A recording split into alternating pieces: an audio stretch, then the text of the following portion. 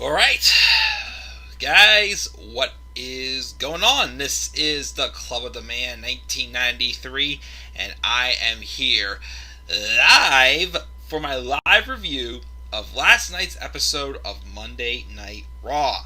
The November 23rd, 2020 edition of Monday Night Raw once again took place for one of the last few times at the WWE ThunderDome. Well, it'll continue in the ThunderDome, except not at the Amway Center, as I believe next week will probably be the last week at the Amway Center. I think they're due out by December 5th, so I think WWE is leaving the Amway Center, heading down to St. Petersburg, Florida, and will continue to be live from the ThunderDome at Tropicana Field, home of the Tampa Bay Rays.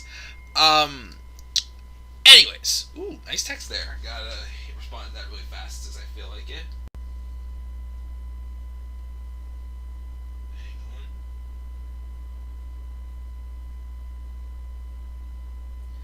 Hang on, I'm going to do that. And, okay, anyways. So, yeah, enough of that. Let's just get right into the show. So, I do apologize. Last night, I was kind of tired. A little tired today, too, because I'm working some overtime. And I also have some other stuff I gotta get done. Well, some other little project I gotta do to get done before Thursday. Thanks to some beautiful family tradition my family does, they gotta finish up. So, I don't want to try to stay on here too long, even though I may. Who knows? I say I'm not gonna be here long, and I'm here super long. I say I'm gonna be up here for quite a while, and I'm not up here for quite a while. So, it's an unpredictable war when it comes to the man's channel. Anyways, so we'll talk about Raw. Raw last night, again, I was tired. I didn't really tweet during Raw because I was pretty tired. But looking at the results of what happened, I can't say it was all horrible. There was some things that intrigued me. I like what they did for the for the most part. I liked what they did for the number one contenders matches for the next week's triple threat match. For the number who will face Drew McIntyre for the WWE Championship at TLC. Of course, I will try to get card predictions done sooner rather than later, because obviously my cards aren't doing too well with views anymore. But maybe if I try to get them out sooner again, maybe I will get some views. Who the heck knows? So I'll say that wasn't too bad. A few other things weren't too bad. There was some things though that I didn't like. So I thought it was an intriguing episode of Raw, but there was some things that still itched at me. Some things I didn't think made sense. Some things I don't know why they did. So we'll talk about it. Was it dreadful like it was the weeks before Survivor Series? Heck no. Well, last week's show was pretty good. This week's show, not bad, but I still don't think not quite as good as last week. Just my opinion. But anyways, let's roll forward and let me see what we got here. So we've got Tyler, who did not watch Raw. Jared says, I think AJ versus McIntyre for WWE title. Thank God we're not getting Drew and Randy for the 4,400 time in 2020. AJ should be WWE champion for the third time, and of course, why is Lana here? Typical Tyler lines, but of course, guys, thank you both you boys for joining me live here. So let's roll into this review of Raw, and he's saying save us, Charlotte. Maybe Rumble for Charlotte. I don't know when Charlotte's gonna be back. Of course, I don't think there really is any plan for the Raw Women's Championship based off of what we got in the match we got tonight for Raw, and of course, what they did with the women's match at Survivor Series. Okay, I am so sorry. I hated that match. I so hated it.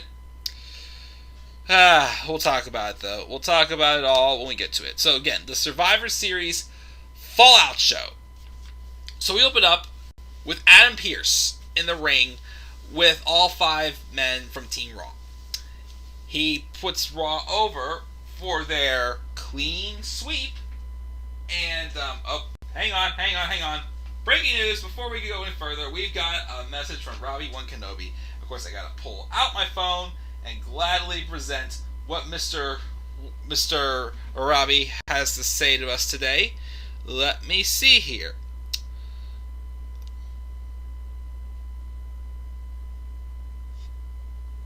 Hey Mike, you know what time it is.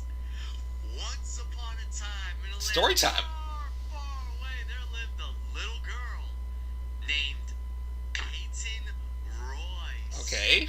And Peyton Royce, see, she had magical Louboutins.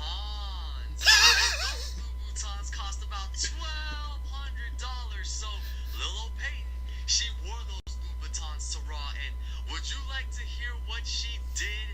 She took only a few steps and chipped part of the heel and had to change into plain white sneakers. But oh no! Lacey Evans was trying to turn her from nasty to classy, so Peyton Royce said, "Screw the makeover. I'm gonna kick this blonde bimbo square in the mouth. Wham, bam, thank you, ma'am. Lacey's teeth are down her throat." Yeah, because once again, why the hell are we getting Peyton Royce and Lacey Evans as a tag team to begin with? But, ladies and gentlemen, Robbie One Kenobi once again. Give him a round of applause, guys. Give him a round of applause. I'm so freaking tired, yet I still have the energy for that. Thank you, Robbie, for the nice little edition of Storytime. I guess that's a new tradition here on the channel of the man here. We have Storytime with the King of Sound style, Robbie One Kenobi here. So, anyways, let's continue on. So Adam Pearce was in the ring and puts over Team Raw in their big sweep from Survivor Series. And results like that deserves rewards, like a title shot. And they're going to figure that out tonight. And then Sheamus, who I thought was gonna maybe the next person to feud with McIntyre, fortunately was not, congratulates Drew on his victory. And since they go way back, he feels he was the MVP from last night. But AJ Styles is like, no, I was the MVP because I, as the captain. Keith Lee interrupts and points out that he saved AJ from getting pinned by Jey Uso last night, SmackDown's actual captain, so he feels he deserves a title shot. And then here comes Matt Riddle. I'd like to be the WWE champion. It was wonders that I beat King Corbin, which makes me King Bro. Can I get a crown? And if I beat McIntyre, I gotta get that dope sword. It's gonna be great with his dope crown. Freaking dialogue. And then Sheamus calls him a dope. And Riddle says, hey, after I win the title, I'll let you hold my sword and crown and title belt. And then of course, Matt Riddle again just goes on with this stupid code names. I'm sorry. I hate that code names thing he has to do. Skipper, Broly, wherever he calls Braun Strowman. Of course, all I can remember was Fireface. So Riddle explains that originally he wanted to call Sheamus Fire Crotch, and then Sheamus is like, don't call me Fireface! Just like whenever Dean Ambrose goes, nobody calls me a nerd! Sheamus goes, don't call me Fireface! And then, so all of them make their cases, but Braun Strowman has not spoken yet. So Braun Strowman takes an issue the fact that Pierce said, last but not least. He snaps and he starts yelling at him like a madman before headbutting him into the mat. And we just randomly go on the air on an awkward note there. And I'm like, okay, once again, serious question here. I've been asking this for a long time. I want to ask this one for the first time. Does Braun Strowman have anger management issues? Why is it Braun Strowman just randomly gets upset? I still think that the WWE saw by how much we loved the carnage that Braun Strowman caused in 2017. You know, just the stuff he would do, just wreck things up, and his people loved it. I think stuff like that we enjoy. Again, Braun Strowman, literally, all of his momentum is gone. Like, he has nothing to him right now. Nothing. Well, again, his match he had with Roman Reigns a month ago on SmackDown for the Universal title was an excellent match. Of course, you know, they're teasing a feud with him and Keith Lee, which I guess they've stopped that for now. I don't know. You know, it was good. But then, like, again, these random... He just randomly gets angry, and I don't understand why. It's because he doesn't have enough gas in the tank, because he's the choo-choo train among men, or if his crop's not grown too well because I'm calling him the freaking gardener among men because of the freaking whatever the heck he wears to the ring. He looks like he's going gardening or something. So I don't know why Braun Strowman got upset. Just because they said last but not least. Last! How dare you call me last? How dare you call me last? How dare you do that? Made no sense. So Braun Strowman apparently got escorted from the building, and he's been suspended indefinitely. What's this gonna do? I don't know. I don't know what this is supposed to do. It made no sense. It didn't make any sense. But, of course, we had a segment later on where they kind of started to figure out, you know, what's going to happen with the WWE Championship, number contendership, which we'll talk about shortly. We have a backstage from earlier today in which Cedric Alexander talks Xavier Woods to putting the titles on the line by invoking their loss at Survivor Series. So we have this match, the Hurt Business and the New Day. So, Hurt Business, Shelton Benjamin, Cedric Alexander. Perfect combo to be tag champs right now.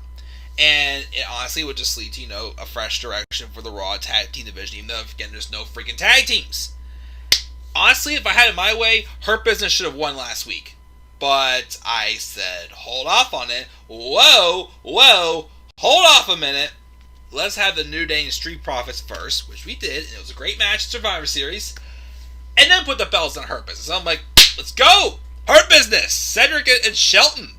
No, Cedric Alexander and Shelton Benjamin can take those titles now. Well, we have the match, and then it was weird. It was so weird. So Kofi knocked down Benjamin, but then Cedric pulled Kofi off the turnbuckle and to the floor. Once they checks on him, but then Shelton starts beating up Xavier Woods or whoever it was. There was a point in the match where Kofi took this very nasty trust fall bump, and he was supposed to be, you know, kayfabing that he blew out his leg. And the rest of the match, they really worked on the leg of Kofi Kingston. Kofi, I'd say, was in for most of this match for the New Day. But then they got counted out. And I'm like, okay, what's this going to set up for? Well, then, for some reason, MVP gets in the ring. But then New Day, they were acting like heels, basically trying to back off the match like cowards. Which made no sense. And MVP gets to the microphone and basically he was like, you want to end it like that? You want to end it like that? Cone, restart the match. And then the match gets restarted. Why? I didn't get that. It was so weird. Again, why was the heels, you know, basically calling out New Day to, you know, make this right, and New Day was walking away like cowards? Like, what was up with that? So they restart the match, and then the New Day retain with Xavier Woods hitting a sunset flip on the Shelton Benjamin. So I was just like, okay, like, what was the point of this? I didn't think the match was quite as good as it was last week, and I don't get why we should continue doing this match. Hurt Business lost twice, technically 3 times because of the double countout. So I was just like, what? Like, it was weird. Like, who else is there right now for New Day to face? If they've already beaten, Hurt Business twice, why would I see the third time? Like, what's the excuse for them to get a match at TLC? I'm not sure. I thought this was a very big missed opportunity. I feel like they should have put the tag titles on the Hurt Business here, not kept them on New Day. New Day would have been fine. Hurt Business should have taken the titles here. I don't get why they didn't do it there. So that was weird. So then backstage, we have a recap of what happened with Adam Pearce getting headbutted by Braun Strowman. And he's interviewed leaving the training nurse room and says that he sent Strowman home. If up to him, he'd be fired and we'd never see him again. And then he's asked, where's your decision on the next challenger? As Pearce is about to talk, Bobby Lashley rolls up and makes a case that he should be considered in the title picture because he was the only champion who won last night from Raw as what's it called now? Oh yeah, Bobby Lashley defeated Sami Zayn. So then they talk, have a commercial break, come back. Pearce is interviewed again. Says how Lashley brought him some compelling evidence, and then he's about to get to what he's about to announce until Randy Orton shows up. And then again, we break away. And then, oh gosh, in between that, we have Lana being interviewed about her being sole survivor last night. She's like, oh, it feels so great. Last night was a crowning moment in my career. And the notion that she might have earned herself a title shot is close by. And I was like, well, not yawning like that, but I'm just like, the best night of your life was you standing on the steps like an idiot, like a soldier, like crying your eyes out because you were getting bullied? You did absolutely nothing for 95% of that match, and you're saying that's the best night of your life. Oh gosh, I got nothing more to say about this Raw, this women's division. Now, this women's division to me is just a joke because, for crying out loud, Lana is apparently the best woman on the roster because she's sole survivor and she does absolutely nothing. It looks like a joke, so the rest of the roster was like a joke. So, didn't care about that at all. Adam Pearce again was interviewed again, going back and forth, saying how there's going to be 3 singles matches tonight, and the winners will each go into a triple threat next week to determine the number 1 contender for Drew McIntyre's WWE Championship.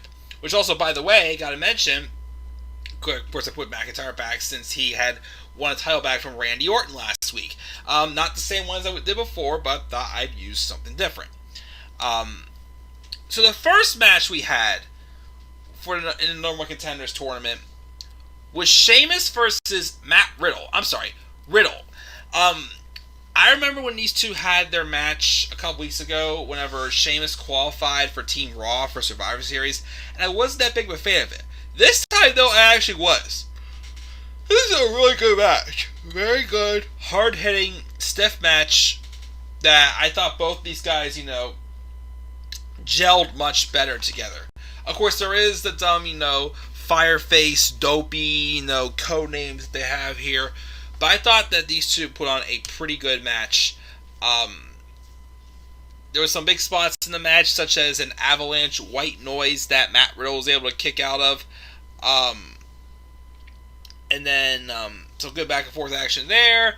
And then Matt Riddle counted out of a cloverleaf, counters, and wins the side folding press. So my surprise, especially since they were teasing a feud between Drew McIntyre and Sheamus with obviously their really good bond. I hope we get that for TLC, but apparently no. Matt Riddle gets the title shot. Well, gets a number one contender spot. Okay. I mean, I hate his promos. I hate what they're writing for him to say. Just not making him cool anymore, but they put him in the number contenders triple threat match. Okay? that was a good match. See where it goes. So that happened, and then Lana was backstage again, walking around acting like she's some big shot. Oh, I'm still a survivor yet. I only did so much in 95% of that match.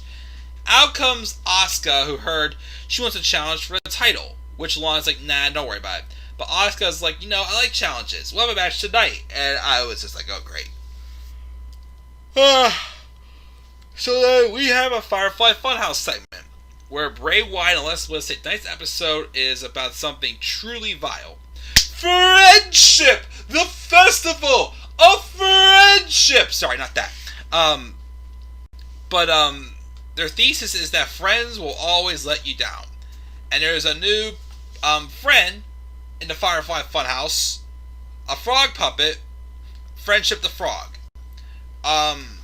And says that true friendship lasts forever. But then Bray tells Alexa, show Friendship Frog what you're going to do to Nikki Cross later tonight. And he puts the heel glove on her forehead before whispering something to her. And then Red lights some up, and she gets fiend eyes and beats Friendship Frog until he vomits up green goo. Bray, though, leads us in remembering Friendship Frog, and we get a montage of photos of his life, which wasn't much at all. When he was just a tadpole all the way to the moment. Bray's like, real shame that he croaked, and him and Alexa laugh about it before waving goodbye, as we're going to be getting ready for a match in a little bit between Nikki Cross and Alexa Bliss. Okay, fun stuff. Then we have Asuka versus Lana. Barely was a match because Nia Jax and Shayna Baszler came out, caused the DQ, and they keep beating them down. But then Asuka makes a save, Lana makes a save and pulls Asuka away. Then Nia Jax demands to get back in here and finish what they started. And then, yeah, that led to a match. Well, first, no, never mind. This is a commercial. Then we have a match with Asuka and Lana versus Nia Jax and Shayna Baszler. All I remember was Asuka and Lana won by pinfall because Asuka rolled up Shayna Baszler after Lana had slipped out of Lana had somehow knocked Nia Jax over top of the table. Like, she went over the table, not through it, but over it.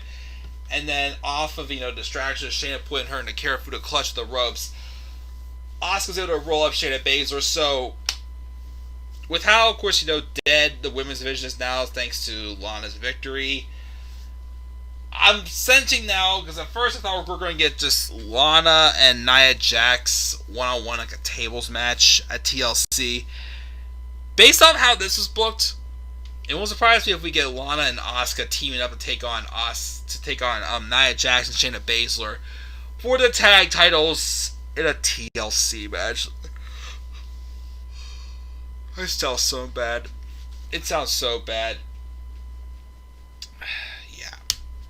what's probably going to happen. Then we have Matt Riddle backstage at MVP. Talks about him and Keith Lee's match, which is against Bobby Lashley coming up. He gets a million business ideas for MVP, pizza-flavored yogurt, brogurt, and probably other yogurt-related ideas. MVP tells him he's not his bro, which Riddle's like, aww, which gets Porter to stop in his tracks before continuing, saying he applauds Riddle's entrepreneur spirit and he wants him to come pitch his ideas to the Hurt Business. So, don't know what that's going to lead to. Because we have Bobby Lashley and Keith Lee. On paper, very good match, sounds like. And honestly, they did good.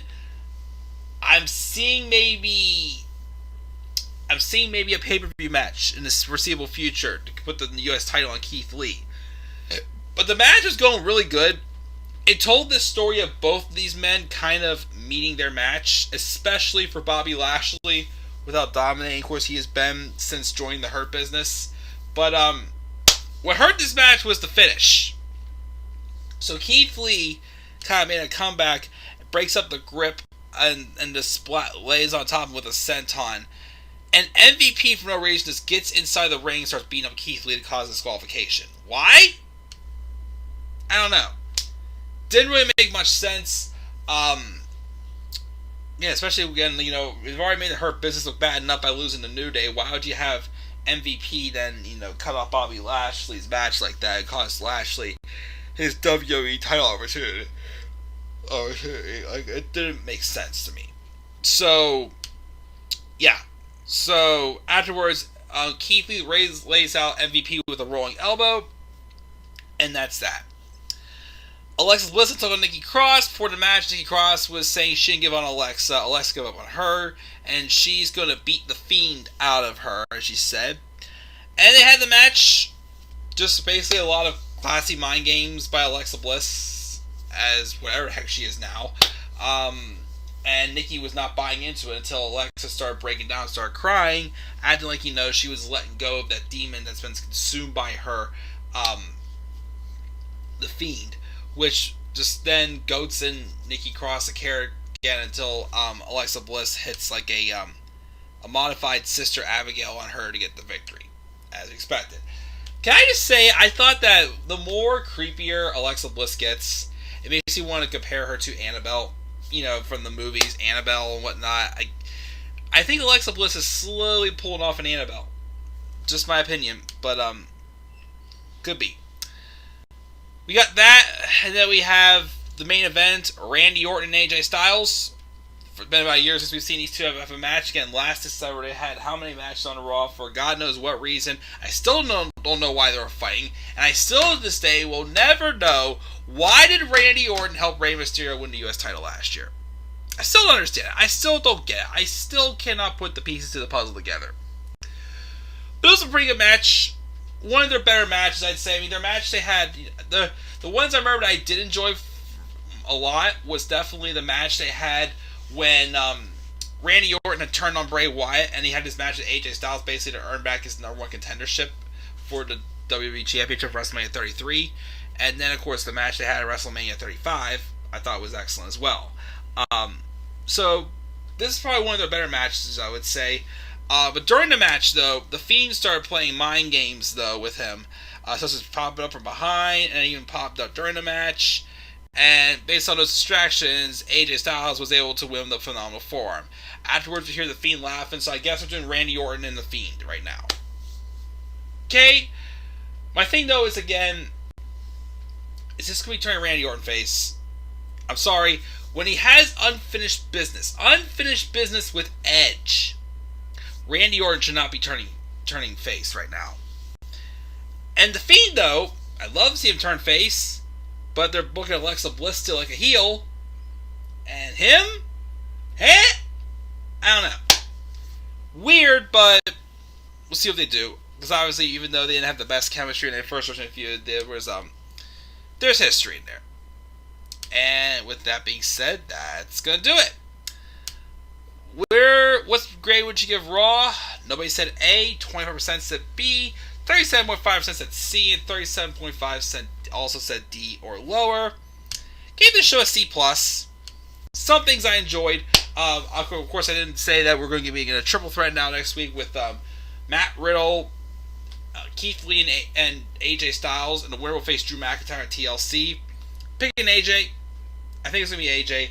I don't see it being Riddle, and I think Keith Lee is going to feud with Bobby Lashley for the U.S. title. I gave this show a C+.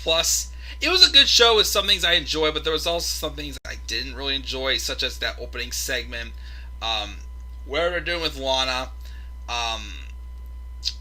the weird stuff with New Day and Hurt Business. Didn't quite give me a B-. I gave it a C+. A C+ for Raw. Not much really happened in the live chat, so that's going to do it, guys. I'm going to lay down for a few minutes, and I got to get working on some things. So, guys, that's my review of Raw. I'm going to try to review AEW tomorrow night. Again, I have things I want to get ready for the holiday, though, so I may not get to it tomorrow night. We'll see. But if not, then hope you guys have a good Thanksgiving. So, what are your thoughts on Raw, guys? Make sure you leave your thoughts down in the comment section below. Again, I gave it a C+. Slap a like on the video, subscribe or comment my channel, and follow me on Twitter at DemandAirboy93. So until then, guys, I'm the Club Man 93. I'm checking out. I'll catch you all later. Peace out, everybody.